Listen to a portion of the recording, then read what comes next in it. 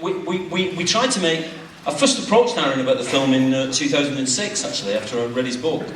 But I think at that point, Aaron wanted it to be more documentary, but I was obsessed with the intensity of the experience of reading his book, and particularly the chapters in the canyon. And I'm not an outdoors kind of person at all. I'm an urban person, but I just couldn't get it out of my mind. And I didn't want to make an outdoors film,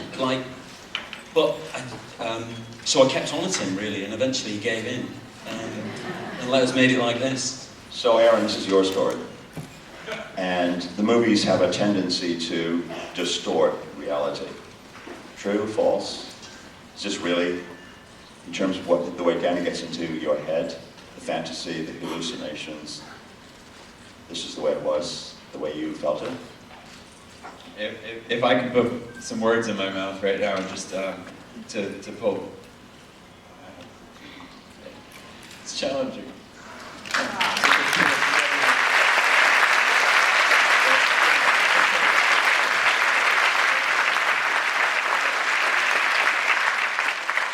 Yes, that's the answer. Yes, it is.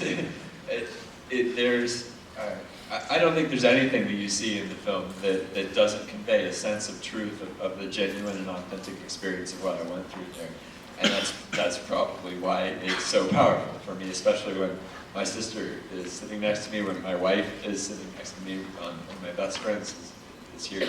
So what you see as an urban film as it might be, it's actually it's not about a wilderness experience, it's about a human experience, about the connectedness with people. And I think that's what you really get to see, is the character coming to understand that is truly what's important about life, and that's what he's getting out of the canyon to go do. And that's for me to be able to have that experience with my family here. That's why it's so powerful to know that it's for them that I did that I got out of there. But I have to say thank you to everyone who's standing next to me on stage here, because I mean, as a documentary, it would not have been anywhere near as powerful as what that was.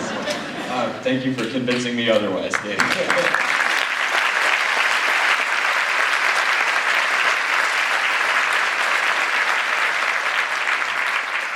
And James, it's an extraordinary performance.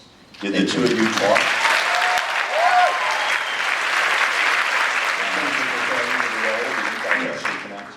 Yes. As soon as Danny asked me to do the movie, or soon after that, I met Aaron in LA.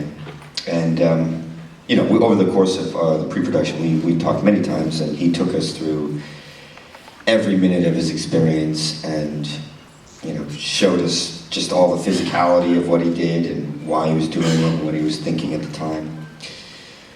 But the first time that I met him was in LA, and it was I met him at the Four Seasons. Danny was there, and Christian was there, and Sudarat, the production designer, and Simon. And Aaron showed us the real tapes that he made. And as far as I know, he doesn't really show this to anyone other than his family and the people he addresses in those tapes. And it was incredibly powerful. Because we're all sitting here and Aaron's on the stage and we know that he made it, and we can say it was a really hard thing, but he got out.